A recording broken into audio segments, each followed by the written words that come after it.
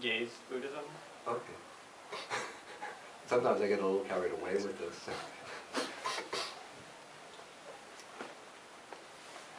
Yeah, I think it's especially important now in today's world for Buddhists to be more active in helping to transform the world into a more just, a more equitable and sustainable system. I'm not sure that we have to give it the label engaged Buddhism as such, even though our inspiring ideals will come from Buddhism. But the way I see it is we have to find what kind of ethical ideals we can derive from the Dharma and see how these ethical ideals will address the vast problems that we face, that humanity faces in the present age. And there's been a tendency, too much of a tendency, for Buddhism in the West, especially in the United States, especially amongst the Caucasian Buddhists, to look at Buddhism as just an inner practice, practice for developing one's mind. But then when going out into the world, just acting like ordinary people. But in my view, that's not sufficient. Because I think the Dharma provides important antidotes or remedies to the problems that we're addressing, that we're facing as a species. And this is not a matter of trying to convert others to Buddhism. There'll always be a multiplicity of religions, but we have to join hands, I think, with followers of all religious faiths who are dedicated to the same basic ethical ideals, and to people without any religious faith who uphold the same ideals. So some of the great problems that we're facing, I actually gave like a whole lecture on this last week in the Sri Lankan temple, I'd say is the persistence of warfare, and particularly the more pernicious forms that warfare is taking, whereby it's now conducted in a very cold, almost impersonal way, with drones, by which an operator sitting in a cubicle someplace in Nevada, Utah, or New Jersey can be sitting there pressing buttons and launching powerful missiles that are striking and wiping out people in Afghanistan, Pakistan, Somalia. And it's become so cruel, the system of warfare, that if there's one so-called terrorist target in a house with 30 other people, the military will launch a drone attack on that house and knock out the other 30 innocent people who are just dismissed as collateral damage, just to get one terrorist who might not even be what they call a high-value target, but just some kid who is unhappy with having a U.S. military presence in his country, and so he joins an organization that's opposed to U.S. occupation.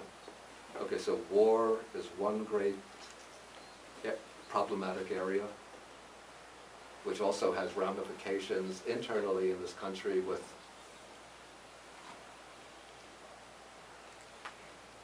a lot of elimination of constitutional safeguards for personal liberty, surveillance of people, violation of civil liberties, and so on. Okay, another big area is the widening gulf between the small, rich, powerful elite and just about everybody else, so that the middle class is being continually eviscerated and driven into debt, especially in debt, and people are losing their homes. Even in this country with some 300 million people, was it 76% of the population I'm sorry, 76 million people, 1 out of 7 people, that's about 1 out of 5 people is on some kind of social, requires some kind of social benefits in order to be able to eat. I think it's 1 out of 5 are on food stamps, or 1 out of 7 people are on food stamps. And I actually had some tables on my computer, charts and tables, which show how over the last few years, almost all the wealth that's being produced in this country, 93% of the wealth is being channeled to the top 1%, and only 7% of the wealth is being produced is being distributed amongst the remaining 99%. So this widening gulf between the small, rich elite and everybody else. And then the third great problematic area, and probably the most threatening, is that of global warming, which is now continuing on the kind of incrementally increasing track, or even exponentially increasing track, and there seems to be no serious attempt to address this problem on the part of mainstream politicians. You know, if you followed the presidential and vice presidential debates, I didn't. I turned most of them off after a few minutes. But from what I've read afterwards, the issue of climate change wasn't brought up at all. And there was talk, as I heard myself, that we have to use, to make America independent, we have to use every source of energy available to us, including more drilling for oil, fracking, that's hydraulic fracturing to get access to natural gas, completing the XL pipeline so that we can get the tar sands from Canada. And now, just yesterday, I read that a large tract of land in Utah is being opened up for the tar sands oil. And if we're going to pump all of this carbon into the atmosphere, forget about it. We might as well just eat, drink, and be merry, because there's not going to be. We can't even speak about future generations now. You know, we used to speak about how global warming is going to be so destructive for future generations, but now all sorts of strange, freakish weather events are taking place for which we had no parallel in earlier years. You know, as we're sitting here talking, in the east coast of the United States, there's a storm barreling its way up the east coast that they're calling it the Frankenstorm. You know, like the Frankenstein monster. It's the Frankenstorm. It's supposed to be like a massive hurricane which will be hitting, it's already gone through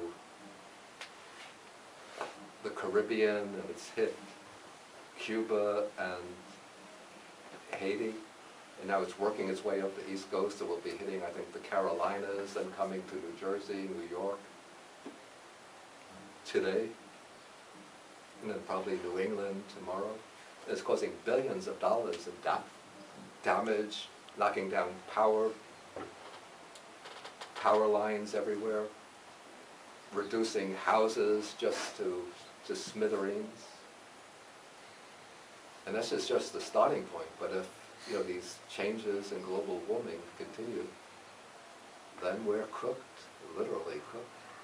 Okay, so this gives like three areas, I would say, three important areas where Buddhists can be working, and not only just doing some kind of active work, but joining and linking up with others who are committed to peace, peaceful settlement of conflicts rather than war. You know, opposing war, opposing the use of drones, opposing nuclear weapons. Working for greater economic equality, economic justice, which will involve opposing some of these political measures that have been pushed through to benefit the extremely wealthy at the expense of everybody else, and joining up with people involved in the climate movement to demand stricter regulations that will control and eventually eliminate dependence on fossil fuels. Maybe some of our friends here have anything to contribute to that? What time are we going till? Until 11:20. We can go till 11:30. It's 11:18. Oh, But okay. maybe That's, they wanted to have lunch ready for you at 11:20, but it's up to you. Okay, we could go a little longer.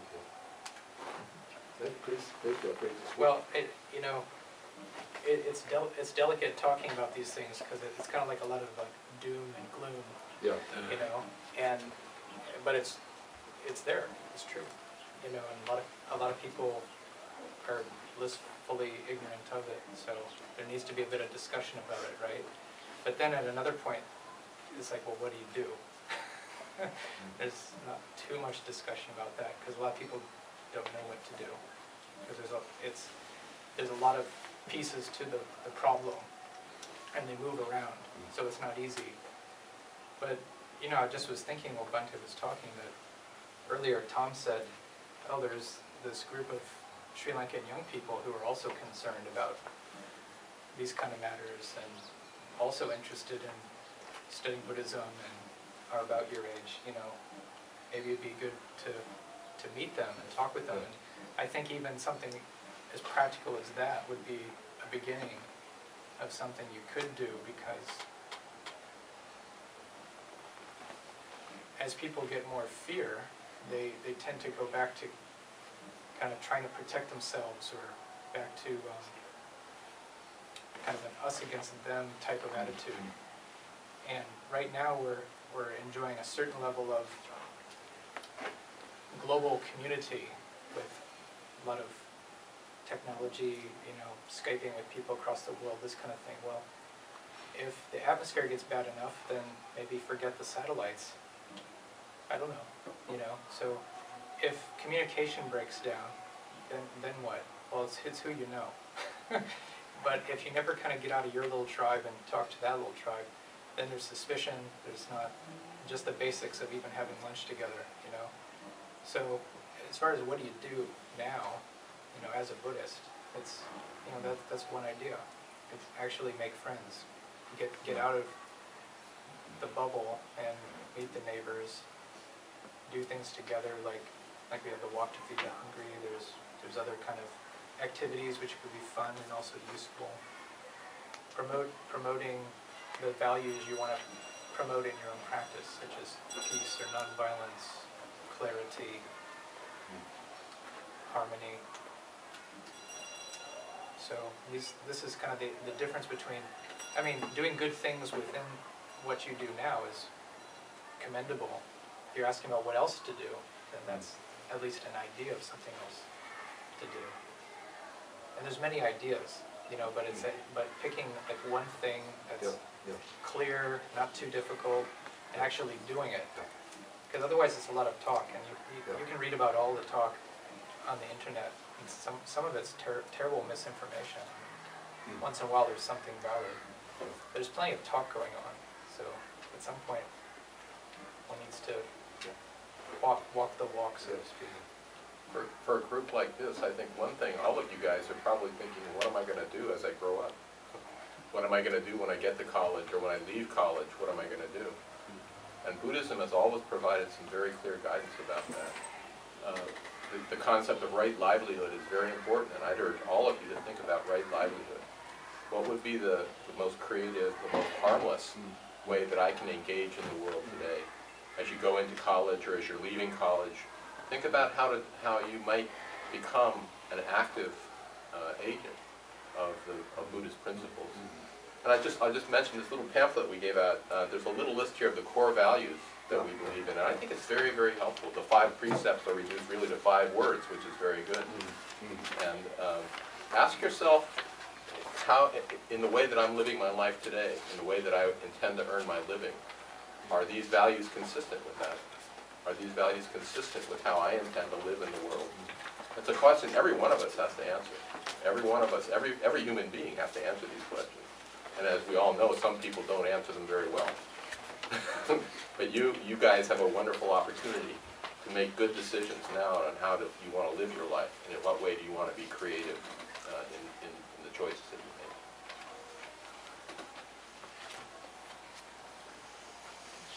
I sort of have a question, off of the notion of connecting with other groups. So we've done a little bit of connection. Do you guys remember where we went last year? What better? Well, we did go to Wat Metta, but what other youth group did we connect with? UBA. Oh. Tell him the answer you want. This is Little Tokyo. We went to Little Tokyo. Oh, I said Japanese it. American. I said Nishiban Ganji. Oh, I'm so sorry, Alvin. So I mean, we are also here very diverse. For example, how many of you guys have parents from Vietnam? How many of you guys have parents from Laos? Burma? Taiwan? So in one sense, we are a diverse group here. But also, when we grow up, we go out into the world. How there's a historical sort of divide between Asian American and Caucasian Buddhist communities. And how do we bridge that? Because even though there's less of a divide now than there was, even 10 years ago. Yeah. If you look at magazines like Tricycle or Buddha Dharma, they're overwhelmingly not us. They're overwhelmingly Not us. Yeah. Right. So how do, when you go into meditation groups, there will be times where a very small minority, but vocal minority, will say things like the way that our parents practice or the way that our grandparents practice is, not really Buddhism or superstitious. How do we build connections in spite of these sort of deterrences? Seems to be quite complex. Sorry, yeah, but I guess the basic is how do we build those connections? One thing I would say is that, I've always felt quite comfortable with Asian Buddhism, because my first contact was with Vietnamese Buddhists, then living altogether, I lived 22 years in Sri Lanka, and now since being back in the US, I've been in most connection with Chinese Buddhists. And so things like, when I look at tricycles, sometimes I think that's not me. So I think it's good that you have some kind of roots or connection with traditional Buddhism, but at the same time you have to, say, open up to the developments in the modern world. And I think maybe the gulf that's existed between Caucasian Buddhists and Asian Buddhists will start to diminish as the Asian Americans, new generations come in who have grown up in the United States speaking English, who are imbued with American culture.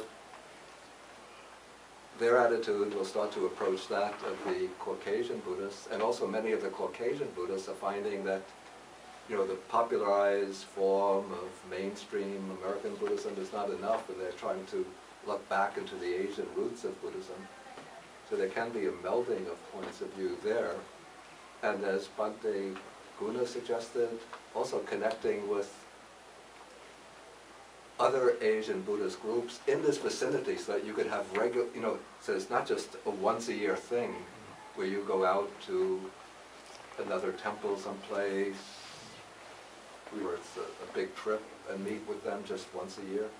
But maybe a few times a year, well, maybe you meet with them initially and find some kind of projects that you could launch together. And then this would give a ground for unity and for collaboration, particularly in addressing some of these momentous problems that we're facing today. I would say of the three areas that I mentioned, the one where is small fries in a big ocean, where we might have the most impact is in dealing with global warming.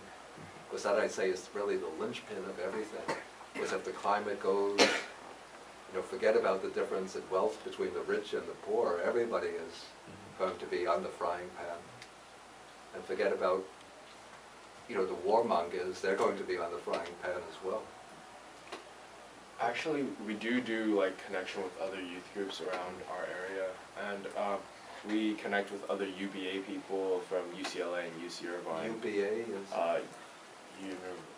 United Buddhist Association. Yeah. University Buddhist Association. University. Oh, University Buddhist Association. I see. Yeah. So, and we also connect with other youth group around the area. Do you know the temple in Hacienda Heights?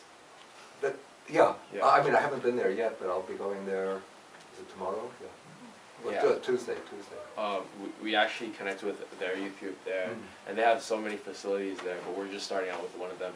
John and Nathan actually work at that temple, and I guess we're starting off small, and then we're reaching out to other groups. And, yeah, well, it's good to sort of form associations of groups, but then also, to find out how to apply Buddhism in the world. Find some shared project, a project which arises out of a shared concern. And it can feel a little risky sometimes to step outside of your familiar zone, but I encourage people to try that a little bit too. All groups tend to be a little ingrown. All human groups, period. So, as Buddhists, I think it's important to have a Buddhist voice heard. And I've gone to meetings up in Northern California where they're looking at moving a highway because of climate change. The ocean's coming up so much, they're going to have to move a major highway at the north end of the bay. And I sat next to a California highway patrolman. I've never done that in my life, you know, I mean, other than when I was sitting in my car. But, you know, he was sitting there and he was talking about the highway. That he knows that he's worked on that same highway for 20 years, and he knows every inch of that highway. Which highway is it? It's the Highway 37 that goes across the north end of San Francisco Bay. And it's going to be underwater, you know, probably within 50 years. So they have to make a decision. So the whole community is coming together. There are meetings like that, and you know, you guys are not too young to start to participate. It's important for Buddhist voices to be heard in these community meetings as well. We've mostly been talking about Buddhist groups or how do we, but you know, you can step beyond that. And sometimes it feels like it takes a little bit of a risk, but you know, it's okay. You will be fine, and your voice needs to be heard as well. So. Well, also, you mentioned specifically the Caucasian group, and I mean, I have my own challenges relating to. I once in a while feel like kind of trapped in this white guy's body.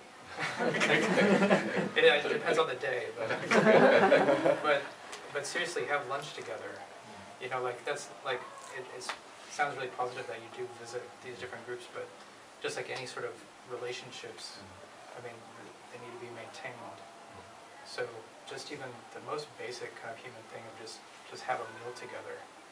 You know, it doesn't. You know, if you think of it as too complex, then it's kind of like, well, yeah, you can only do that once a year because it's just too complex. But just more these kind of like just friendly visits is like building a certain sense of trust in relationships. Then when there's a problem, then you have that kind of bank account of trust. But without that, then it's just kind of like all ideas. And we can sit around with all our ideas all we want, but when there's a real problem, then you're kind of forced out to start to develop that sense of trust, but it's a bit too late because you're not starting with any sort of reserve funding. Thank you. Okay, maybe we can take one more question, then we'll have to go ahead. Okay, there are members of Congress who deny global warming. Do you think there's any way to reach out to them? To reach out and change their mind? Yes. No. Okay. The only thing that can be done with them is to get rid of them by replacing them with Congress people who will accept the reality of global warming. I'd like to just add to that. You know, I think that I work in Washington D.C. on these issues, and you know, there are people who simply will not listen, will not respect science. You know, Buddhism and science, by the way, are very close. I hope everyone knows that. The Buddha himself said, Ehipassiko, he said, investigate and test things yourself. And so the science and Buddhism are very close. There's plenty of room for discussion about climate change, but people who simply say it's not happening, they're not even acknowledging the truth. I mean, once we acknowledge the truth, we still have huge problems. We have to make big decisions, and it's very difficult. But I agree with Bhante. Yeah, there are people like this from Oklahoma. Jim Imhoff, who says global warming is the biggest hoax ever perpetrated on humanity. Then there's this congressman from Georgia, Paul Brown, who says that all of this scientific information on global warming is just coming up from hell. Like this is the devil trying to trick humanity in order that a few scientists can boost up their personal income by deceiving humanity about global warming. But these people are, they're not a little bit crazy. They're either very corrupt because they're getting a lot of money from the petroleum corporations, or else they're completely crazy. Or it could be stemmed in a view, like a biblical view that rejects science. So how to reach out to that, that's actually very difficult to change someone's faith or views. But the good news is, as I said, science and Buddhism are very close. They're very close.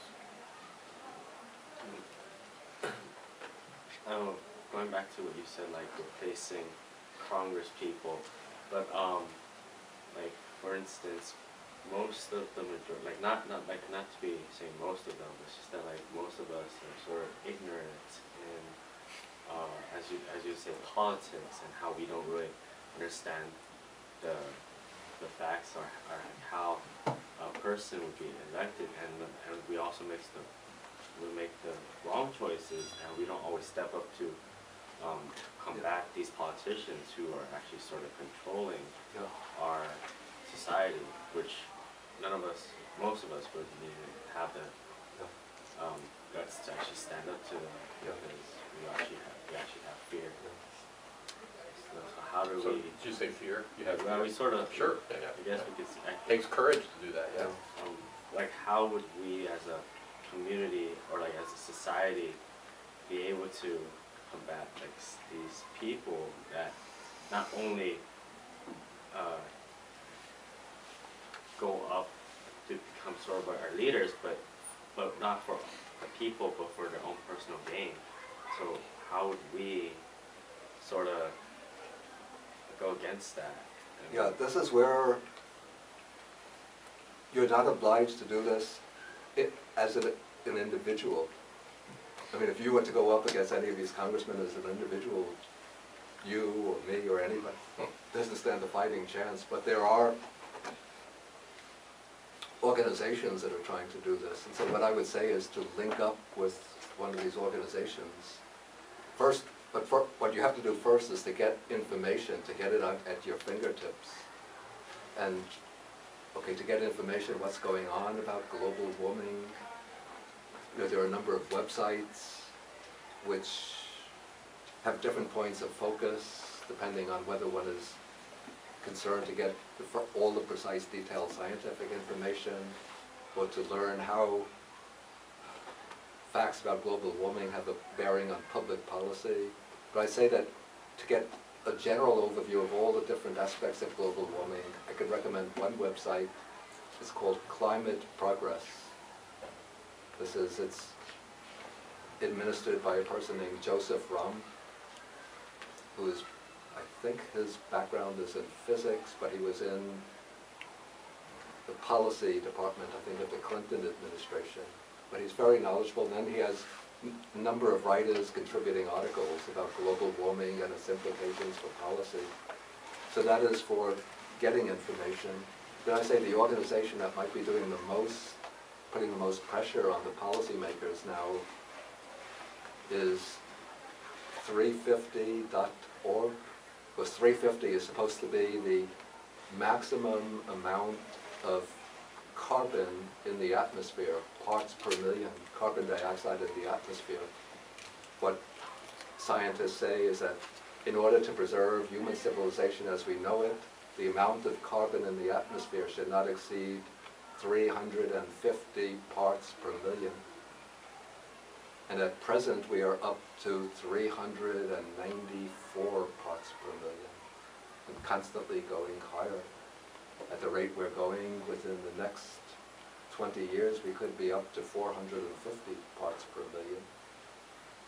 And that would be virtually suicidal to reach that level. And so 350.org, it's sort of the organizer or the guide of that organization is a man named Bill McKibben.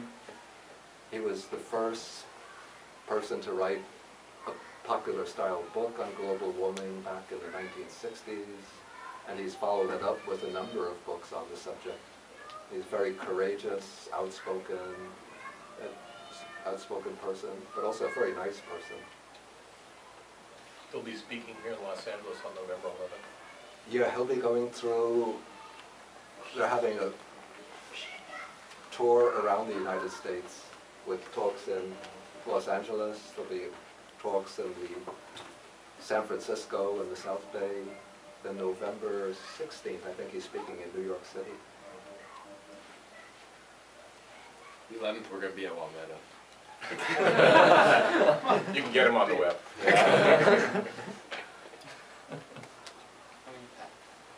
I'm probably good. Okay, just I take have this one last. last question.